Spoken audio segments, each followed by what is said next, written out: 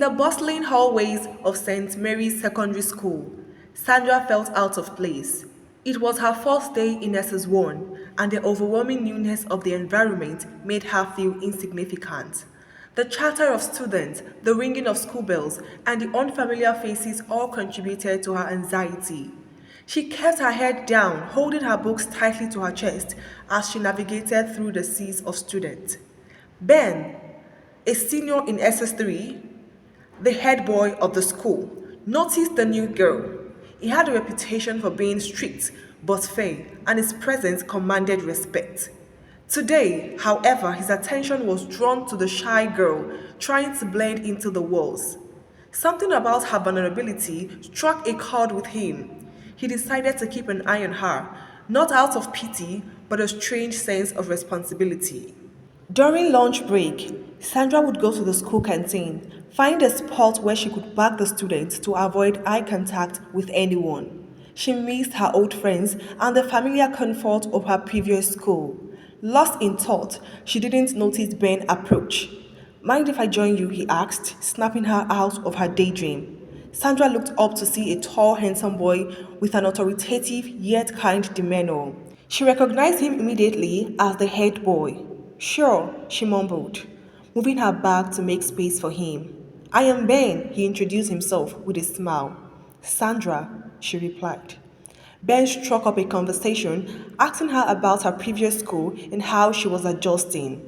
His friendly demeanor and genuine interest put Sandra at ease. By the end of the lunch, she found herself laughing and feeling more comfortable than she had ever been since she arrived at the school. Days turned into weeks, and Ben and Sandra's friendship grew. He made it a mission to ensure she settled in smoothly. His influence as the head boy kept potential bullies at a distance, and he often checked on her between classes. One morning, Sandra arrived school late. As she hurried into the assembly hall, she accidentally collided with a group of SS3 boys who were standing and punishing for latecomers. Just as they were about to punish her, Ben appeared, spoke to them, and they let her go. As she walked away, the boys began hailing Ben and teasing him, saying that he let the new girl go because he liked her. They shared the news to their classmates, and from that day onward, everyone began to tease Ben, calling him Lover Boy. Sandra was admired by many students, both girls and boys, for her beauty and endowment. She and the head boy started getting along real good. All the students gossiped about them, even to their hearing. Some claimed they were in a relationship, others said he was giving her special treatment, while some believed she was taking advantage of his position as the head boy. Their relationship flourished. Ben was always there for Sandra. He was always buying her lunch every break, helping her with difficult subjects, or simply lending a listening ears. He encouraged her to join extracurricular activities and make friends with her classmates as she was always alone, not talking to anyone. On a Friday afternoon, when it was time for social gathering, all the students gathered to the hall to display talent and games. The social prefect, Emmanuel, who was to anchor the social gathering, was nowhere to be found. The assistant social prefect took up the position to anchor the activity. Ben noticed that Sandra wasn't in the hall, and he decided to go check on her in her class. Just as Sandra was going to the hall, Emmanuel accosted her on her way and held her there against her will. Emmanuel asked that she gives him her contact, but she refused, and he wasn't ready to let her go until she complies. Ben, who was on his way to Sandra's class, saw them from a distance and went over there. As soon as Emmanuel sighted Ben, he left her and walked away. Ben approached her and asked what the problem was, and she told him everything. Ben apologized for what happened and promised to address the matter so he won't bother her again. Months passed, and these two were becoming so fond of each other. One fateful day, while they were both at the school canteen, Sandra was curious to know why Ben was so nice to her, and she asked, "Why are you so nice to me, Ben?" "Because I like you," Ben replied. "You always stand up for me and make sure I don't get punished by the prefect." "Why?" Sandra asked. "Because you're so special to me and I want to protect you," Ben replied. Sandra smiled. "Thank you, Ben." "It's a pleasure," Ben replied. Months passed. It was already the time for the school end of the year party and the valedictory service for the SS3 students. The party approached and the whole SS3 students graduated. Sandra was proud of her friend but also felt a pang of sadness at the thought of him leaving. Ben noticed her mood and asked, "What's wrong, Sandra? You don't seem happy." "I'm going to miss you," Sandra admitted. Ben took her hands and smiled. "You sound like I'm leaving you for good. You know I'll always be here for you and I will always keep in touch. Come on, don't be sad. Let's have fun." Sandra continued. "Promise me you won't forget about me." "I promise, Sandra. I won't forget about you," Ben assured. When the party was over, the students took pictures with family, friends, classmates, and teachers. Weeks passed. Ben and Sandra couldn't get over each other. They planned a date. It was a very beautiful experience for the both of them. Ben made his intentions clear to Sandra by asking her to be his girlfriend, and Sandra accepted to be his girlfriend. They were so happy to be each other's partners, and they vowed never to let anyone come in between them. Months passed. Ben left for the university, and although they were miles apart, but their relationship remained strong. They called and texted every day, sharing their daily activities. Ben knew life at the University of Lagos was busy, but he always made out time for Sandra, while Sandra was already in her senior secondary too. Years passed, and their relationship was still waxing strong, to the surprise of Ben's friends. When it was time for Sandra to apply to the university, there was no doubt in her mind where she wanted to go.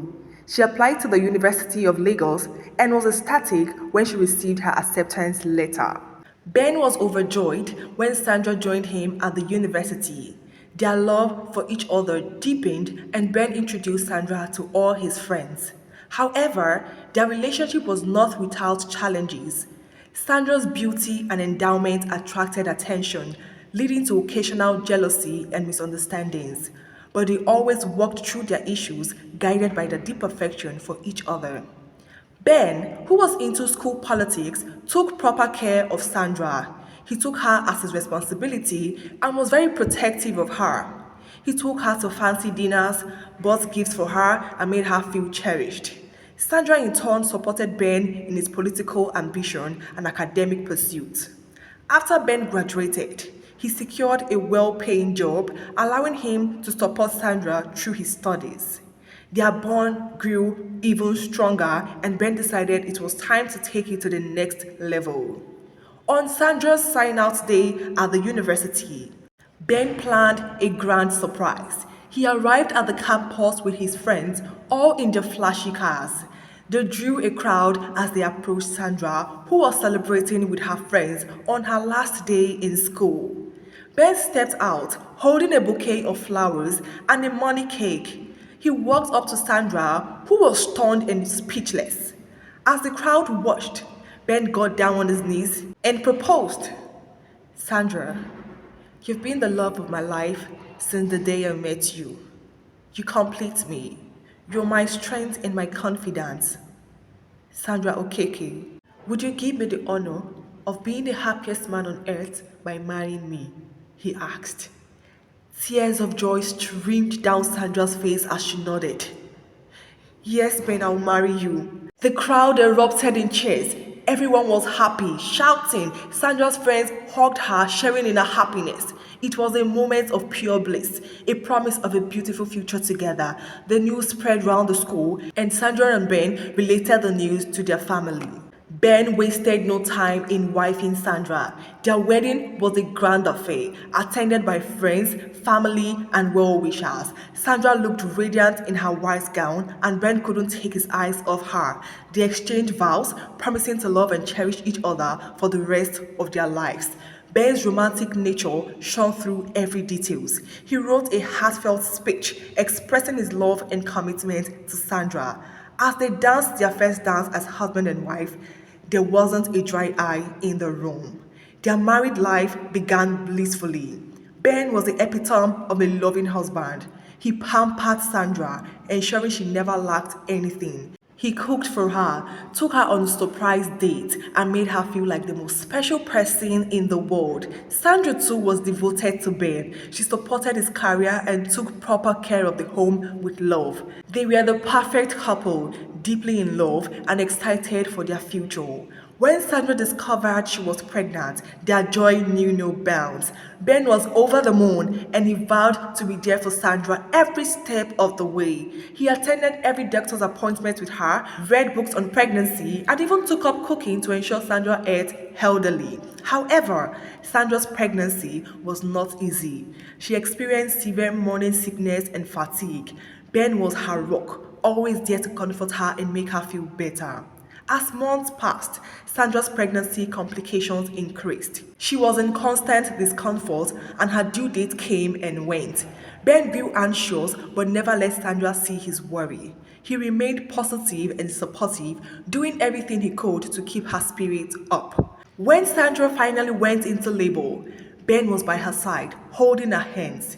He called both families, who rushed to the hospital. The labor was long and Sandra was in immense pain. Ben stayed with her, whispering words of encouragement and love. Hours turned into a day and the doctor became concerned. Sandra's condition was deteriorating and they had to make the decision of operating on her. The doctors worked with care and focus. Ben prayed fervently for safe delivery. Families of Sandra and Ben equally prayed for safe delivery. Eventually, Sandra gave birth to a bouncing baby girl, but she couldn't make it alive. The news shattered Ben and the family. He couldn't believe his beloved Sandra was gone. He beheld his lovely daughter and tears swelled through his eyes. The families were devastated, but the sight of the newborn baby brought a glimmer of hope.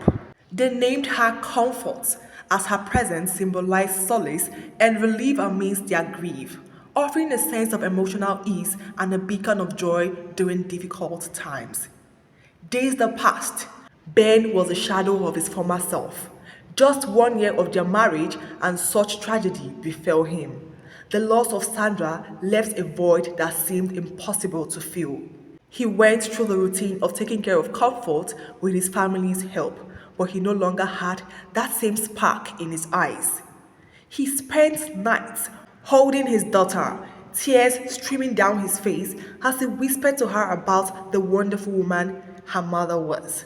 The baby's innocent eyes and soft chorus were a bittersweet comfort. Thank you so very much, guys, for watching. Hope you enjoyed this story. Please do also like, share, and subscribe to Substance TV for more amazing stories. See you guys in my next video. Until then, stay splendid.